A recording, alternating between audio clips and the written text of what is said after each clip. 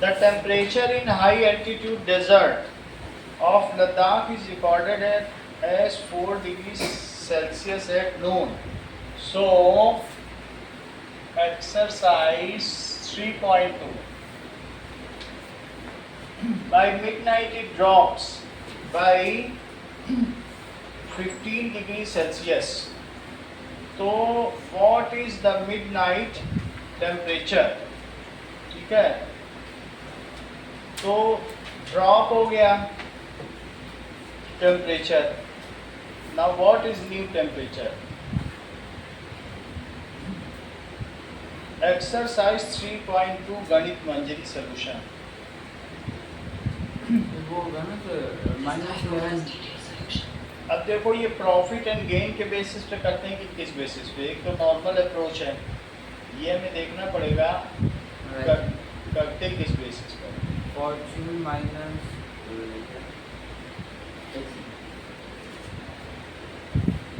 तो fortune minus that is equal to that. नहीं, fortune plus डेप्थ लेस करना पड़ेगा, अगर वैसे करना पड़ेगा तो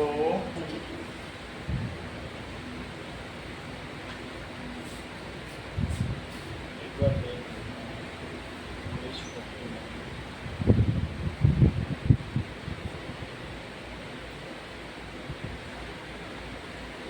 इसमें तो कुछ दिया है. चलो देखिए, दैट इज फॉर्च्यून प्लस डेप्थ, इट इज इक्वल्स टू, हम अलग से देखें, इसका कोई वो नहीं है, लेकिन हमारे पास क्या चीज़ है कि क्योंकि कितना फॉर्च्यून है कितना डेप्थ है ये हमें क्या पता. तो पॉजिटिव टेम्परेचर है तो हम इसको क्या लिखेंगे कि +4 डिग्री सेल्सियस, और माइनस में हो गया है तो क्या लिखेंगे -15 degree Celsius. So it comes as +4 degree Celsius plus -15 degree Celsius. It is equals to +4 -15 degree Celsius. So -11 degree Celsius is the night temperature. ये नाइट का टेम्परेचर है. नेक्स्ट देखिए, A spice trader takes a loan. ये लगभग सभी ने सही किया है, एक दो लोगों को छोड़कर. तो लोन यानी डेप्ट कितना है? डेट है -850 रुपीज़, जबकि उसके बाद उसे प्रॉफिट कितने का हुआ? That is 1200 rupees. और फिर उसके बाद नेक्स्ट वीक ही इनकर से लॉस, फिर डेप्ट हो गया. तो अब डेट कितना है? -450 रुपीज़. सो नेट एसेट अभी कितना हो जाएगा? तो करंट स्टेटस या net status, it is equals to debt plus profit plus debt. Debt plus profit plus debt, तो -850 प्लस 1200 प्लस -450, सबको जोड़ दिया, जो भी चीज़ होगी डेट प्रॉफिट नेट को. -850 प्लस 1200 -450, इन दोनों को एक साथ कंप्यूट करो. Debt plus debt is debt. ठीक है, तो ये यहाँ ब्रैकेट में लिख दो.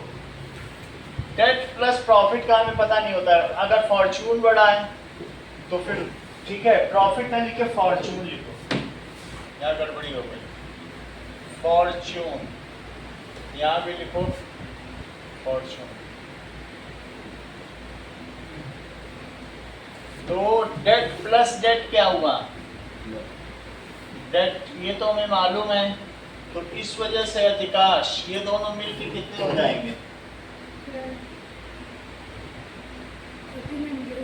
बोलो. -1300 और प्लस 1200 अधिकांश को नहीं बताता. चलो, so now he has a debt of 100 rupees. He has debt of 100 rupees finally. अब अगला देखिए, calculate the following use Brahmagupta law. Brahmagupta के नियम के अनुसार इसे करें। That is question number 3, -12 into 5, -12 into 5, 5 times of debt। Sir ऐसे भी कर सकते हैं, और डेप्ट into fortune is equal to debt. हाँ, वो कर सकते हैं। डेट इनटू फॉर्चून का है तुम्हारे में अलजेब्रा? हाँ, प्लस एंड मल्टीप्लाई का है, यही है, वही लिखो। तो दैट इज डेट।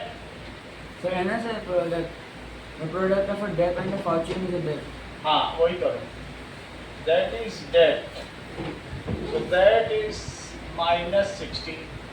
सेकंड करिए कि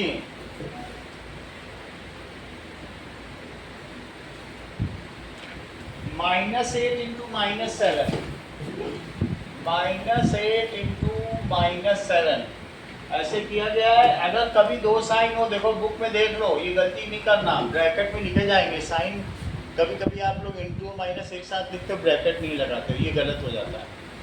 तो इस तरीके से अधिकांश डेट इंटू डेट क्या होता है? करेक्ट, आप भी बोलो करेक्ट। अधिकांश तो उसको सोचना नहीं पड़ता है, उसको कुछ भी सोचना नहीं पड़ता है। 56, जबकि लास्ट क्लास में पढ़ाया था, वो बस ऐसे कोरे कोरे चला आता है। Now 0 - -14, Krishna, removal of a debt. Removal of a debt का सेंटेंस पूरा करो ना। इज, योहान बोलो। Fortune, removal of a debt is fortune. So that is 0 plus 14, so now it is 14। और अगला देखिए, -20 divided by 4,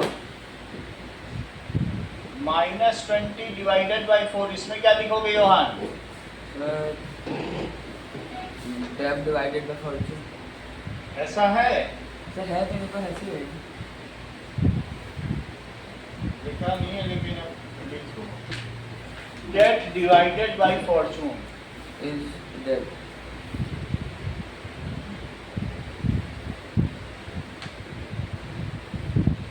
इज डेट, तो कितना हो जाएगा Krishna?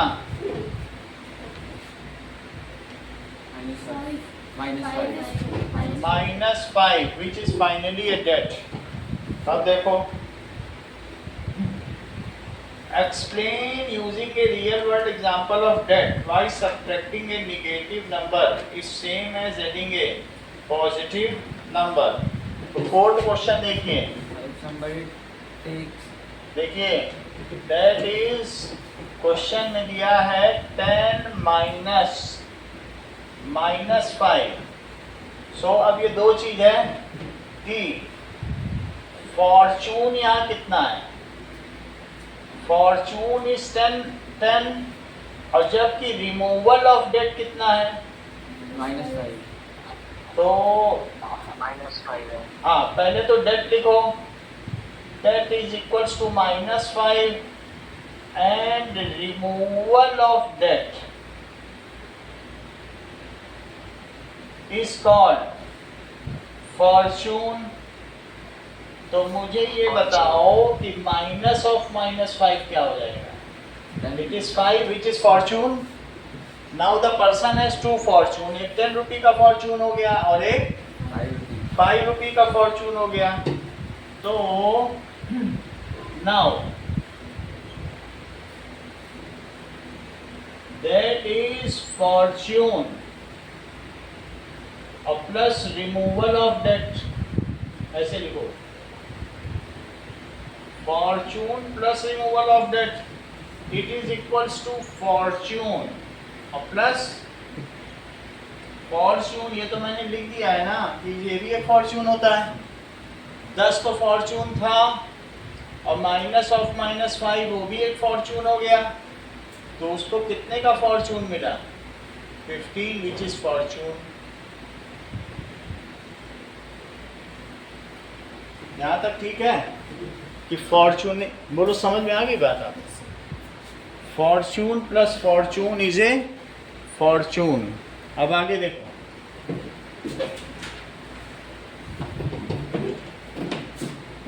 Filling the space, frictional है,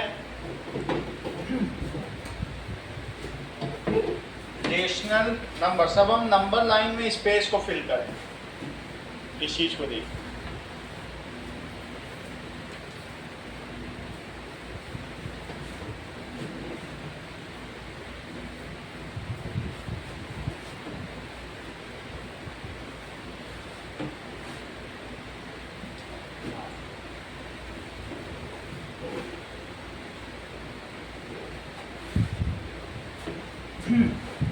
filling the space,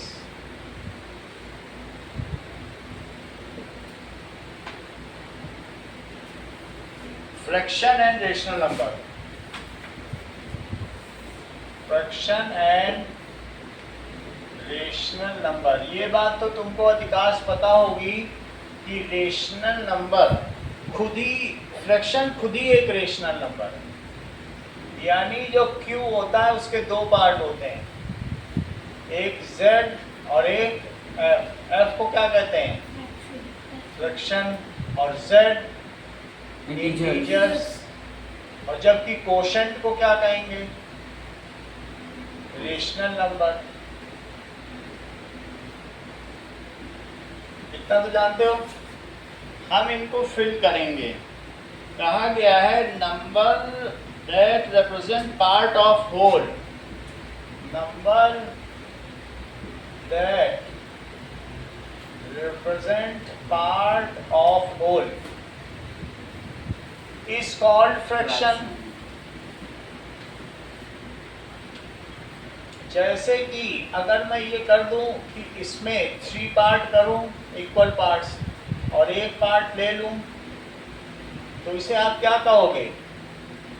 1/3, 1 out of 3। इसका क्या मतलब है? 1 आउट ऑफ 3। अगर ऐसा होता कि मैंने ये कर दिया होता कृष्णा, तब तुम क्या कहते?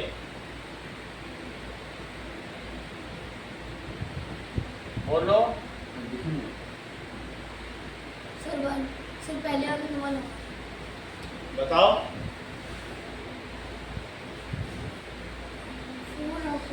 Sir, 4 out of 3. अच्छा 4 तुम ले लोगे, 3 में 4 ले जाओ। वो 2 by अधिकांश 3, सही बता रहा है। 2 by 3, 2 by 3, 2 by 3। हाँ, वो अधिकांश सही बता 2 रहा by है। 3, 2/3 या फिर 4/6 ठीक है ना, क्योंकि 6 में से तुमने 4 लिया। या इसे ये भी कहा जा सकता है 2 तरीके से, एक तो अतिकाश ने बताया और एक दूसरा, दैट इज 4 कितने में लिया गया? बोलो। Out of 6।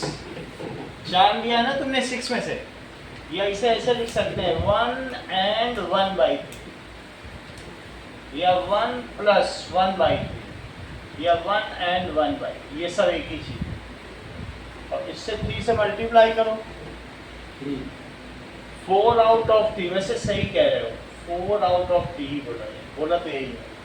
4 आउट ऑफ 3 आया, तो फिर इसे क्या कहा जाएगा? दैट इज 4/6 नहीं कहा जाएगा, यही लिखा है 1 and 1/3। ठीक है ना, समझ में आ गई बात आपको? क्योंकि 4/6 तो 1 से कम होता है कि 1 के 6 पार्ट करके 4 लेना। आपने तो 2 के किए ना, 2 में से किए, तो ये चीज ऐसे 1 and 1/3 सही है। चलो एक चीज और देख लें, 4 आउट ऑफ 6 का ये मतलब होता है कि मान लीजिए ये करोगे तो तब कहा जाएगा कि 4 आउट ऑफ 6, ये 4 आउट ऑफ 6 है, जो कि 1 में से कमी। 3 out of 6. अच्छा 3 है, तो एक और लो, दैट इज 4 आउट ऑफ 6, सही है। अगला देखिए, now that is a negative fraction. Fraction में दो चीजें होती हैं, एक upper part what is taken and lower part out of which it is taken. Upper part को क्या कहेंगे, न्यूमरेटर, कि क्या लिया गया है और कितने में से लिया गया है, Denominator. वो डिनोमिनेटर है। Fraction has two part, one is what is taken and other out of what it is taken. Fraction has two parts. That is upper part. It is of quotient. So that is numerator. It implies what is taken, जबकि lower part is denominator of quotient, जिसे क्या कहेंगे, is denominator और ये हो गया numerator. So it implies out of what is taken. Negative of a fraction can be placed at numerator, denominator or in between. अगले page पे ऊपर देखो, negative of a fraction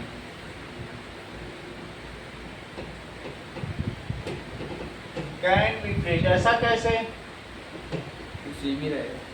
placed at numerator, denominator or in between or at quotient. कहने का मतलब है अगर -3/5 है और आपने इस पे -1 और -1 से मल्टीप्लाई कर दिया है तो ऊपर 3 हो जाएगा और नीचे 5, कोई फर्क तो नहीं पड़ेगा। ये भी एक इक्विवेलेंट फ्रैक्शन है, एक सिंपल फ्रैक्शन का इक्विवेलेंट फ्रैक्शन है कि नहीं। और या फिर आप इसे यहाँ भी रख सकते हैं,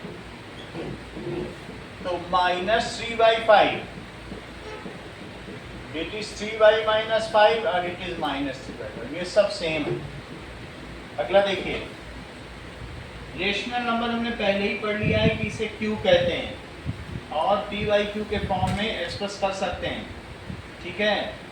जरा देखें कि all integers and fractions are rational number, ये सब आप जानते हैं, इस पेज में कुछ भी ऐसा देखने वाला नहीं है।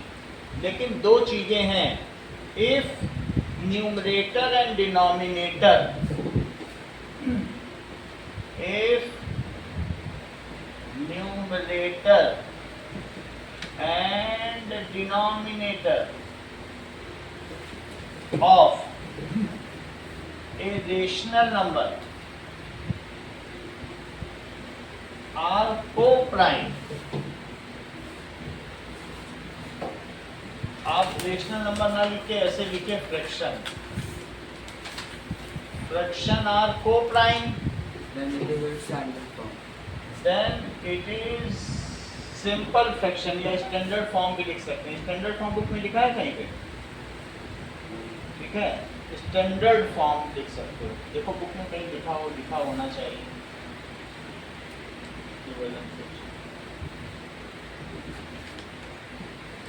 Yes, simplest form of fraction. Check करें जो आपने बोला।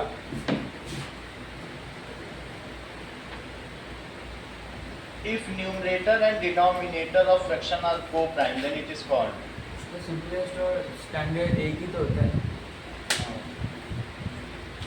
इररिडक्टिबल सिंपलेस्ट फॉर्म है, और क्या इसे स्टैंडर्ड फॉर्म लिखा जा सकता है? स्टैंडर्ड फॉर्म कहीं है नहीं, बस सिंपलेस्ट फॉर्म ही बोलो। ये वर्ड होता तो मैं लिखा देता, ठीक है। इररिडक्टिबल फ्रैक्शन भी कहा या सिंपलेस्ट फॉर्म, दो ही चीज़ कही है, इसलिए नहीं लिखी। स्टैंडर्ड फॉर्म वो जैसे ax प्लस b उसको कहा है, तो simplest form of fraction. If fraction is multiplied by same number in numerator and denominator then it is called equivalent form, ठीक है।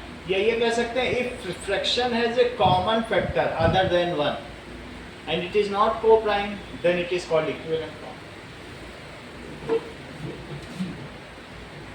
So, co-prime. If fraction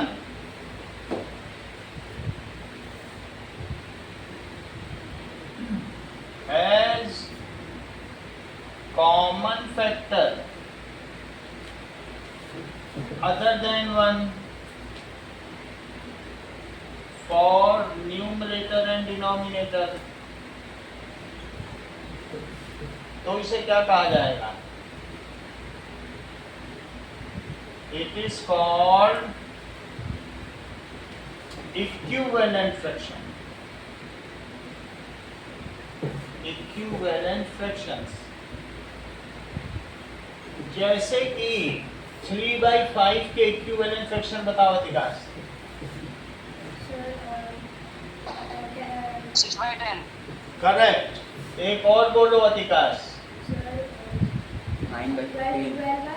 correct. 9/15. एक और बोलो अधिकाश। 12/20. 12/20। एक और बोलो अधिकाश। फास्ट बोलो, सब लोग बोलते जा रहे क्लास का हाल। 15/25. एक और बोलो अधिकाश। मैं अधिकाश का वेट कर रहा हूँ कि एक वो बोले। 18/30. 20 होगा ना 135. अगर मान लो 6 से करा तो 18/30। तो ये सारी कौन सी फॉर्म हो गई? Equivalent equivalent form. और जबकि ये कौन सी हो गई? Simplest. That is simplest form. Tejas आपने ठीक बताया। There are infinite number of equivalent forms. However, fraction is preferred to be represented in simplest form. ठीक है। अब आगे देखो, अगले पेज पे आप 48 पे, किसी भी सिंपलेस्ट फॉर्म में पी एंड क्यू को कैसा होना चाहिए? को-प्राइम, ठीक है। So if fraction is P by Q, तो पी एंड क्यू को क्या होना चाहिए? को-प्राइम। उसी फॉर्म में लिखना प्रिफर किया जाता है। So fraction is always represented in simplest form. चलो नाउ अब देखिए कुछ लॉज गवर्न कर रहे हैं। So algebra of fraction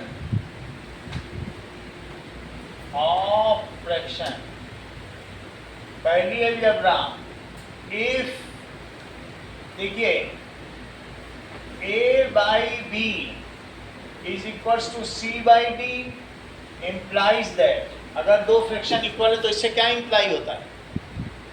cross multiplication लगेगा।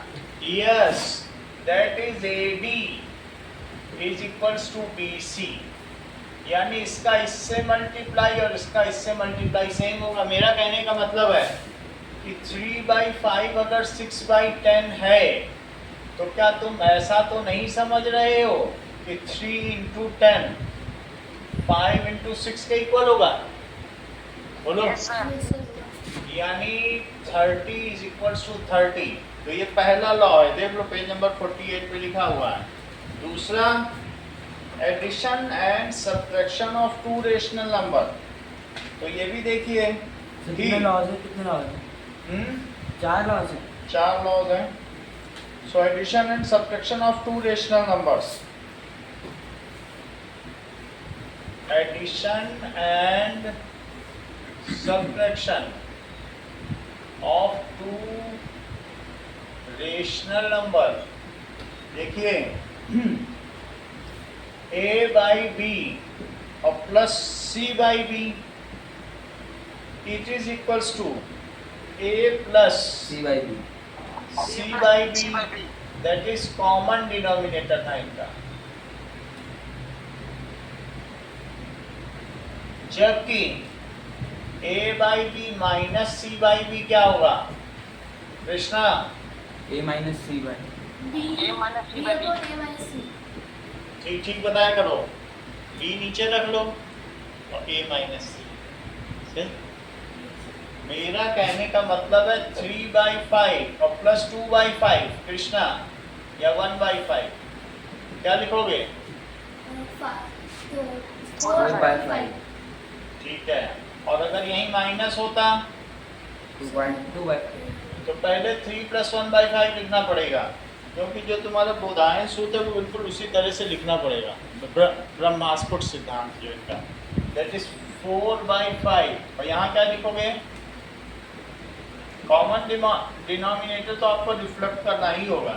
अगला देखो, multiplication and division of two rational number. Third, multiplication and division of two rational number. जैसे कि सर ये जो आंसर ये फ्रैक्शन सॉल्व करना सर, ये तो हमें 6th क्लास में दिया था, 9th में दिया था। बस अब ये एक इंडियन पर्सपेक्टिव से कराया जा रहा है कि हम लोगों ने दिया है और कुछ नहीं। ये बहुत छोटी क्लास का, ये क्लेम कर रहे हैं कि इंडिया का दिया है, 6th बस में पढ़ाया जा रहा है, 5th कुछ है नहीं। बस आपको आपके ग्रेसफुल पास्ट से मिलाने की कोशिश की गई। तो इसे क्या लिखा जाएगा? इन्होंने दिखाया है कि ब्रह्मगुप्त का दिया हुआ सिद्धांत, इससे ज़्यादा कुछ इसका मतलब नहीं। सही है, हमने वर्ल्ड से नहीं सीखा है, हमने वर्ल्ड को दिया है। तो a इंटू सी, इसे क्या लिखा जाएगा? ये तो सभी को पता है कि ऊपर का ऊपर से मल्टीप्लाई और नीचे का नीचे से मल्टीप्लाई। दूसरा देखो, a by B divided by C by B को कैसे लिखोगे? Sir AD into A upon B divided by C D by upon B C. का हो जाएगा AD reciprocal और into उसके बाद AD into multiply BC. करेंगे। सही है। पहले पलट लो तेजस, जो बाद वाली चीज इसको पलट के मल्टीप्लाई लगा लो, फिर न्यूमरेटर का न्यूमरेटर में मल्टीप्लाई और डिनोमिनेटर का डिनोमिनेटर में। तो AD by BC step skip नहीं करना है क्योंकि छोटी क्लास में। तो ऐसी स्थिति में जब भी तुम इस तरीके के सवाल करोगे तो ये तभी वैलिड है कि B 0 ना हो और साथ में D भी क्या ना हो, 0। यहाँ की वैलिडिटी क्या है बताइए? यहाँ सर यहाँ पे सर B 0 नहीं हो और C भी 0 नहीं। हाँ, क्योंकि C देखना पड़ेगा, बुक में ऐसा दिया है, आप लोग भी देख लें। समझ में आ गई बात?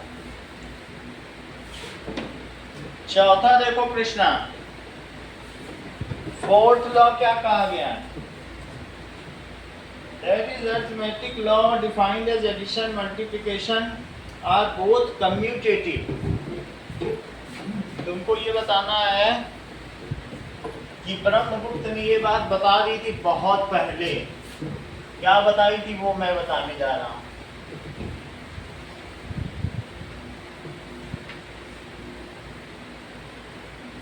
चलो,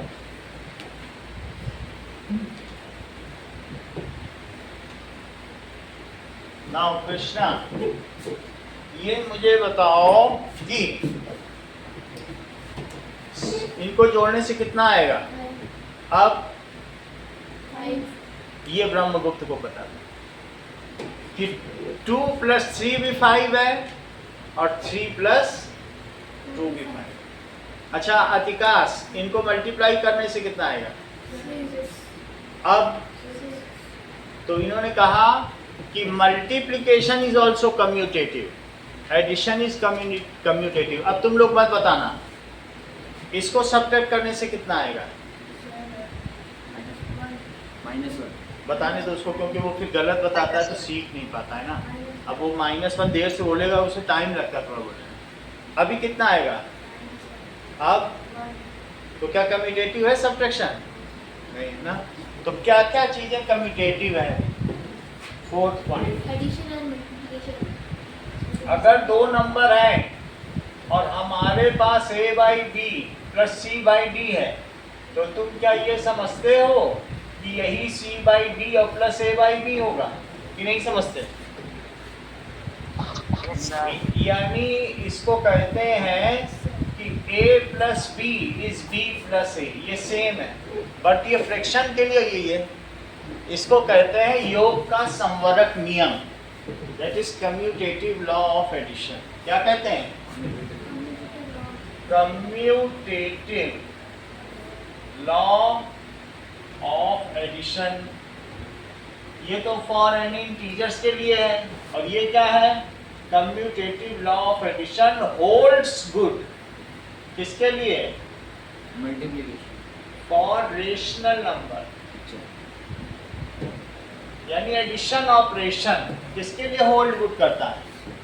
कहने का मतलब है कि अगर मेरे पास 3/5 और प्लस 4/7 है, तो प्रूव करो कि ये 4/7 प्लस 3/5 के इक्वल है। उल्टा लिख दिया कि नहीं? जस्ट इसको पलट दिया और कुछ नहीं किया। तो LHS low, that is LCM क्या आएगा? That is 35। अभी रुक जाना। हाँ कृष्णा, यहाँ क्या क्या लिखा है? सर यहाँ पर 7 into 3 हाँ करो, बताया करो एक बार। 21 plus हाँ 21 plus 25 20 ठीक ठीक बताया करो। 20. 35 यहाँ बताओ कृष्णा। 20 plus 21 20 प्लस 21, तो दैट इज 41/35, और यहाँ भी 41/35। ठीक है। So LHS is equals to RHS, hence verified. इतनी बात तुमको समझ में आ गई कि commutative law of addition holds good for integers, whole numbers, यानी सभी रेशनल नंबर्स। रेशनल में तो सब आ जाएंगे। कम्यूटेटिव लॉ ऑफ एडिशन, तो क्वेश्चन क्या लिख देंगे बोलो? रेशनल नंबर में तो फ्रैक्शन भी आ जाता है। Commutative law of addition holds good for all rational number। all rational number का क्या मतलब है? नेचुरल नंबर भी आ जाएंगे, होल नंबर भी आएंगे, इंटीजर्स भी आएंगे, फ्रैक्शन भी आएंगे, सब आएंगे। अब हम अगली बारी देखेंगे कि a इंटू बी क्या होता है? b इंटू ए, या ये बताओ कि a by B into C by D को क्या लिखा जा सकता है? विकास। हाँ C by D हाँ, C by D into A by B. A by C by D into A by B. बोलो क्या लिखेंगे वहां? Commutative law of addition, sorry sir, multiplication. Commutative law Of multiplication. Commutative law for multiplication operation.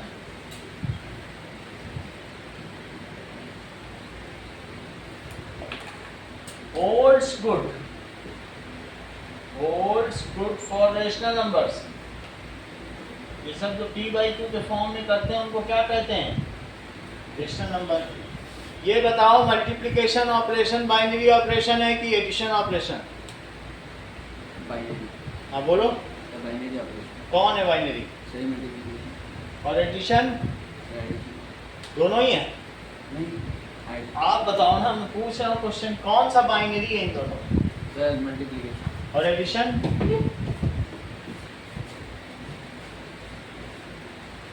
चलो ठीक है, अच्छी बात है, बताया करो।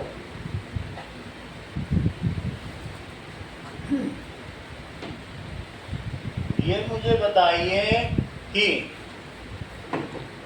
तुम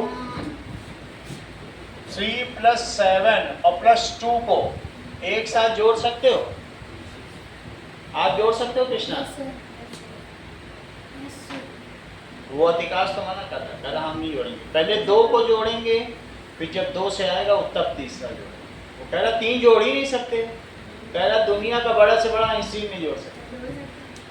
तो वो अभी बोला ना नहीं जोड़ सकते, तो ये सही कह रहा है कि 3 numbers can not be added simultaneously. कैप लगा इसलिए ठीक बोल रहा है। Any 3 numbers can not be added simultaneously.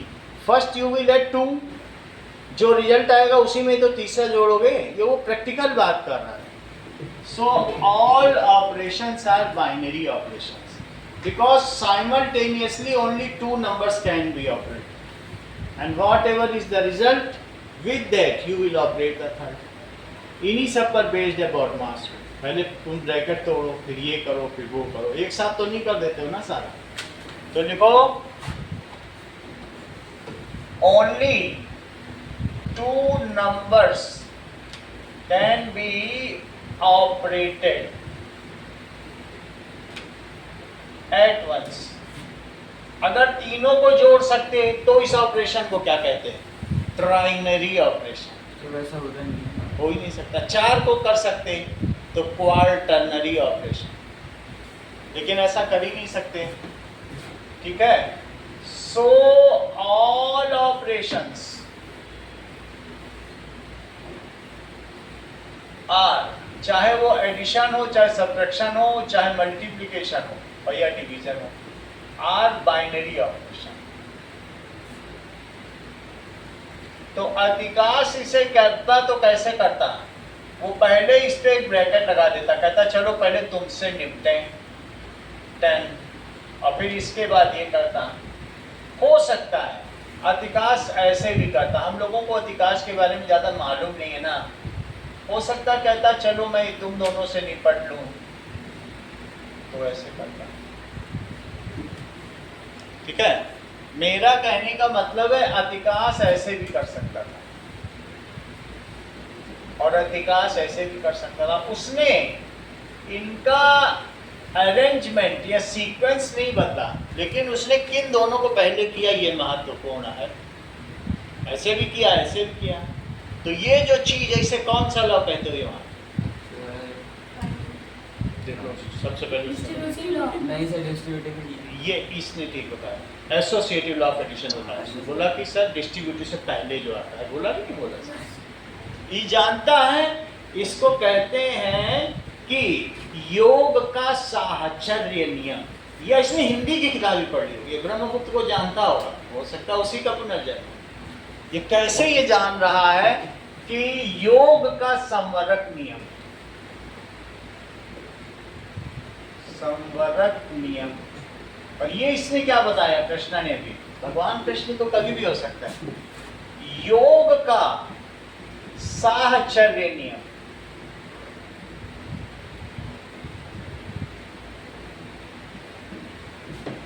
देखो मान लो कोई राजा है और राजा कभी अपनी इस पत्नी के पास चला जाता है, कभी उस पत्नी के पास चला जाता है, उसकी 2 पत्नियां, तो उसी तरीके से साहचर्य उसको कहते हैं, उसी पे नाम है सहचरी। तो साहचर्य दैट इज, इसको इंग्लिश में क्या कहेंगे कृष्णा? बहुत अच्छा इसने बोला एसोसिएट। हाँ वही वो कह रहा है ना, वो ब्रह्मगुप्त के हिसाब से कह रहा है। Law of addition. तो आपको क्या लगता है कि मान लो मैं A/B लिख दूं, C/D लिख दूं और E/F, तो क्या तुम्हें अधिकांश ऐसा लगता है कि ये हो पाएगा कि नहीं हो पाएगा? तुम्हारे हिसाब से तुम्हारा दिल क्या कहता है? ये चीज गलत है कि ठीक ऐसा हो सकता है? हो सकता है। तो इसलिए associative law of addition holds good for all rational numbers. बहुत सही है।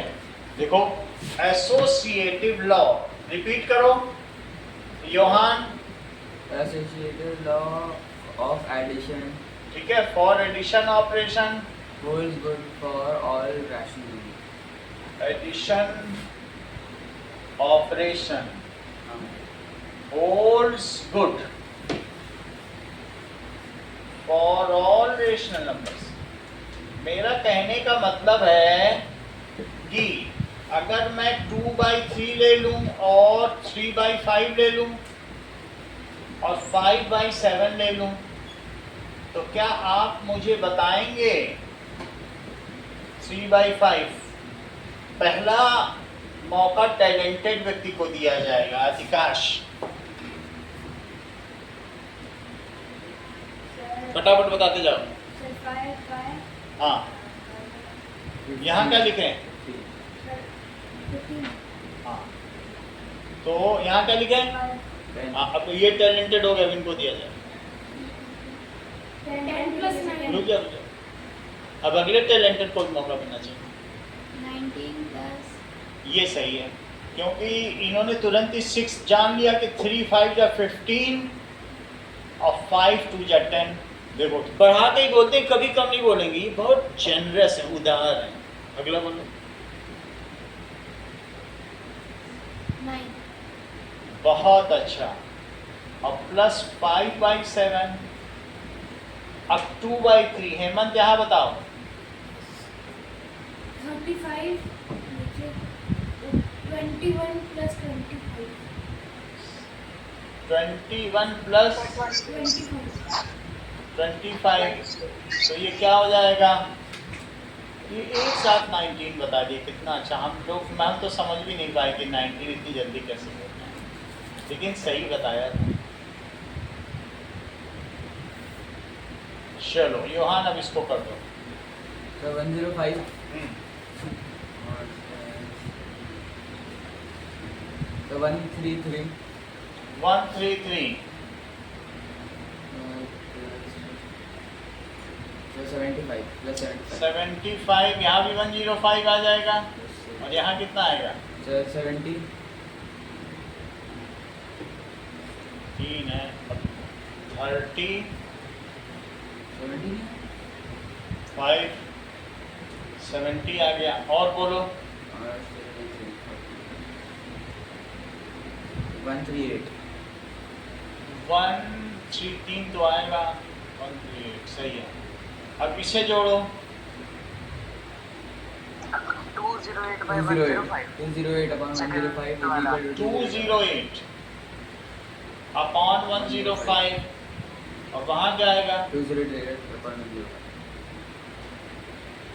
208 अपॉन 208/105 तो क्या LHS RHS के इक्वल हुआ? yes sir इससे क्या पता चला तुमको कि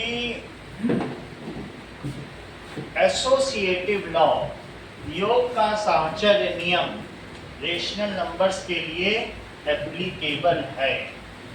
ठीक है, that is associative law holds good for all rational number for addition operation, holds good.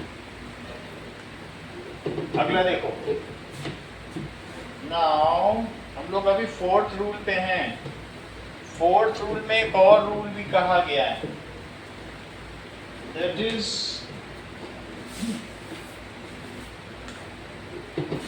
ये क्या कहा जाएगा? A into B plus C. AB plus AC इसको रूल का नाम बताओ, distributive law पूरा नाम बताओ। distributive law यस, of multiplication of multiplication distribution of multiplication over addition. क्या कहेंगे? Distribution of multiplication or addition over addition holds good for all rational number। Check करो जरा इसे होता भी है कि नहीं। ये देखो 2 इंटू 3 प्लस 5, तो 60 मल्टीप्लिकेशन का इसमें भी डिस्ट्रीब्यूशन करो और इसमें भी। 6 plus 10 16 देखो डिस्ट्रीब्यूशन किसका किया? मल्टीप्लिकेशन का। yes sir तो इधर 6 आया, इधर 10 आया, 16 और 2 यहीं रखो, पहले बॉडमास रूल ब्रैकेट पहले तोड़ो। 80 तो ये मुझे बताओ, यहाँ तो 16 आ गया, यहाँ कितना आ गया? मुझे बताओ अगर मैं मल्टीप्लिकेशन में एडिशन का डिस्ट्रीब्यूशन करता 17 तो क्या ये होल्ड करता? No sir distribution of addition over multiplication, does it hold? No जैसे 2 प्लस ब्रैकेट पहले सॉल्व किया जाएगा 15, और यहाँ पर 5 यहाँ मल्टीप्लिकेशन पहले सॉल्व किया जाएगा, बॉडमास रूल तो नहीं वो कर सकते ना, तो इसलिए 3 2 जा 2 प्लस 6 प्लस तो यहाँ 17 आ गया 13 और यहाँ 13 आ गया, जो कि इक्वल नहीं है। तो क्या होल्ड नहीं करता Krishna? the distribution of addition over Distribution of multiplication is addition not over holding. multiplication hold नहीं। Does not hold good. और ये सर करता है multiplication over addition. Distribution of addition over multiplication does not hold good. जरा मुझे ये बताइए, a by B into C by D plus E by F, प्रतिकाश इसे कैसे लिखेंगे?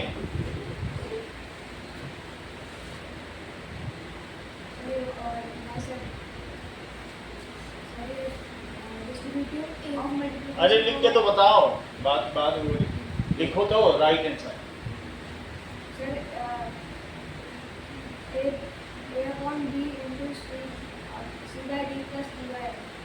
नहीं बता रहा हूँ, तुम बताओ। AP प्लस ऐसे नहीं लिखना है, ए भी कहाँ से लिख दी है, ए के साथ भी। Sir sir AC upon BD plus AE upon BF। ऐसे लिखो पहले, ये ज्यादा है फीलिंग है। हाँ समझ गए। बात तुम्हारी सही है, मतलब स्टेप नहीं लिखना है। डिस्ट्रीब्यूशन, अच्छा उसने अधिकाश ने बताया ही नहीं है भाई भी इसके साथ, क्या लगा नहीं पहले के साथ लगाऊंगा, ये मेरा दोस्त नहीं, इससे कट्टी हो गई है, इसके नहीं लगाऊंगा। लेकिन ऐसा मैथ्स में नहीं चलता है, जो आपको ब्रह्मास्त्र सिद्धांत है उसको फॉलो करना ही होगा, ठीक है। इतनी बात तुमको समझ में आ गई कि नहीं? तो ये डिस्ट्रीब्यूटिव लॉ है। मेरा तो सिर्फ ये कहने का मतलब है, अगर तुम्हें a माइनस बी माइनस सी लिखना हो तो क्या तुम a माइनस बी माइनस सी अतिकाश के इस नियम का समर्थन करते हो? एसोसिएटिव लॉ ऑफ सब्ट्रैक्शन का, या नहीं करते? नहीं करते हो, चेक करना पड़ेगा। 5 माइनस 4 माइनस 3 था और यहाँ भी 5 माइनस 4 माइनस 3 था, इसने एक बार यहाँ ब्रैकेट लगाया, एक बार यहाँ ब्रैकेट लगाया। अगले स्टेप पे कृष्णा बताओ क्या आएगा? एक में -2 आ रहा है, एक में 4 आ रहा है। माइनस अरे एक एक करके बताओ, पहले ब्रैकेट सॉल्व करो ना, बताओगे तो सॉल्व करेंगे तो 1 हाँ।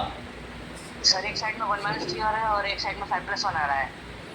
5 और माइनस 1, तो 1 माइनस 3 कितना हो गया?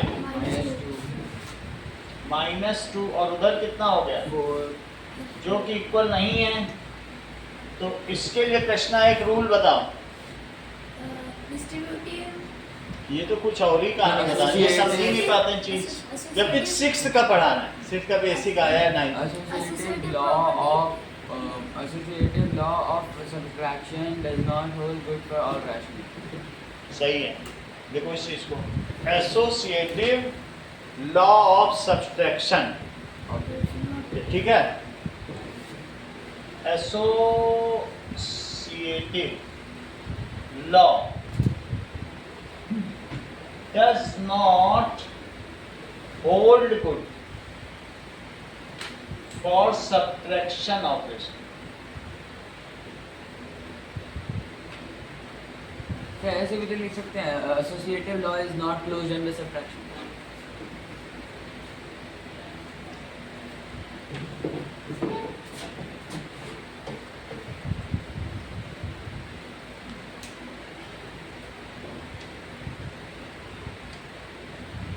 associative law is not closed under subtraction.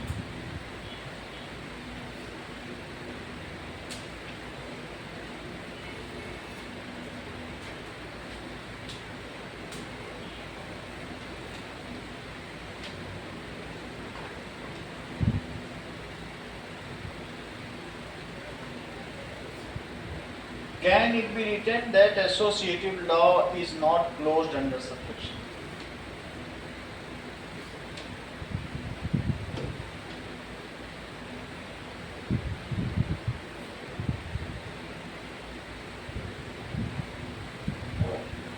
क्योंकि क्लोज्ड वर्ड क्लोजर लॉ के लिए है।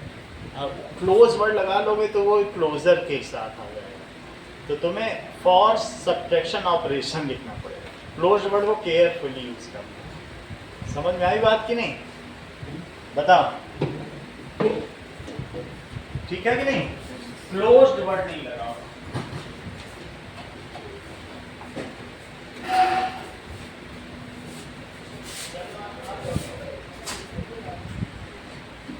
चलिए, सो फॉर सब्ट्रैक्शन ऑपरेशन के लिए तो ये फॉलो नहीं कर रहा है।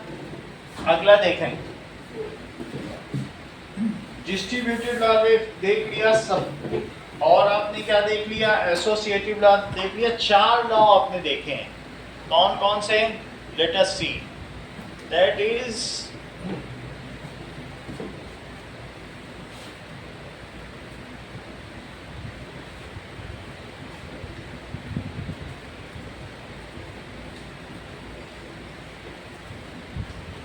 चलिए,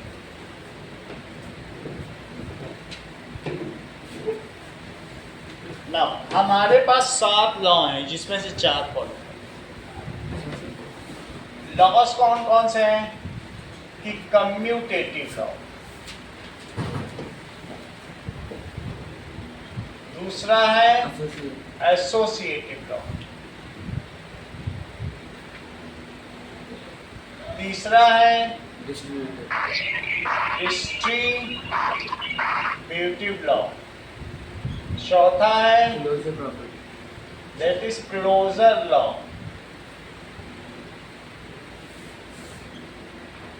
ठीक है? क्लोजर लॉ ऑफ एडिशन,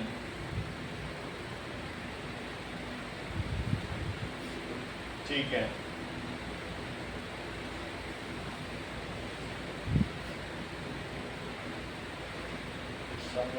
चलो ठीक है।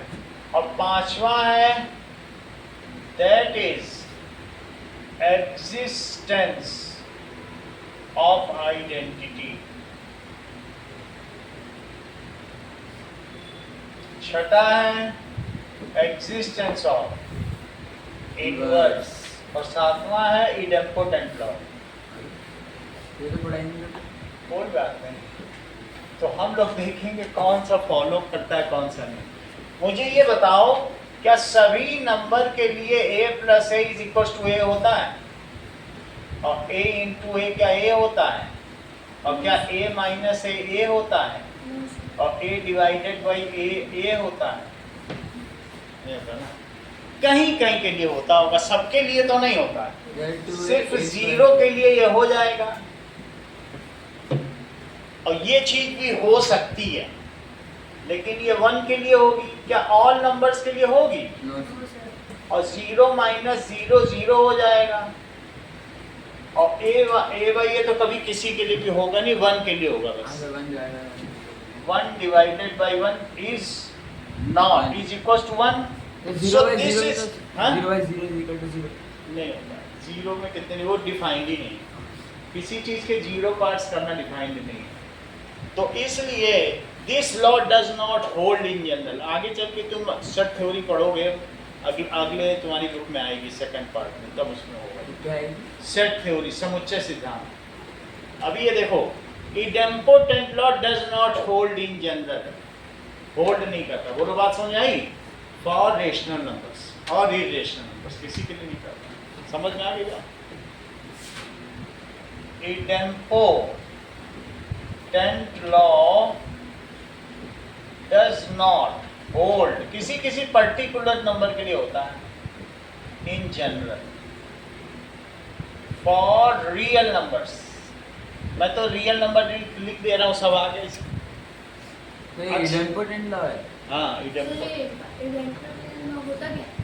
कि किसी को किसी के साथ ऑपरेट करो, कृष्णा की कृष्णा से शादी कराओ, कृष्णा ही पैदा हो जाए, ये इम्पोर्टेंट। तो क्या ये इनमें हो पाएगा कि 2 में 2 जोड़ो 2 आ जाएगा? हो पाएगा? तुम्हारे दिमाग में 2 में 2 जोड़ो 2 आ जाए, 2 में से 2 घटाओ 2 आ जाए, 2 में 2 का मल्टीप्लाई करो 2 आ जाए, और 2 में 2 का डिवीजन करो 2 आ जाए, आ जाएगा। जब आएगा ही नहीं तो इसमें होल्ड ही नहीं कर, किसी किसी में कर जा रहा है, लेकिन सब में कर लोगे क्या? तो मतलब बस 1 और 0 में तो करेगा, और किसी अब वो भी मल्टीप्लिकेशन डिवीजन के लिए 1 है और एडिशन और सब्ट्रैक्शन के लिए 0। तो इस तरीके से इम्पोर्टेंट लॉ कहीं होल्ड कर रहा है। तुम्हें मालूम होना चाहिए ये लॉ है जिसको ये फॉलो नहीं करता, बस इतना पता तो होना चाहिए। ये एग्जिस्टेंस ऑफ आइडेंटिटी तो क्या होती है? एडिटिव आइडेंटिटी अधिकांश क्या होती है? 0। सब बोल देंगे तब वो बोलेगा, वो कभी नहीं हटाना चाह रहा जब से। मल्टीप्लिकेटिव आइडेंटिटी क्या है? हर चीज इसके लिए कठिन है, सिर्फ दिखने में ही सबसे बड़ा है।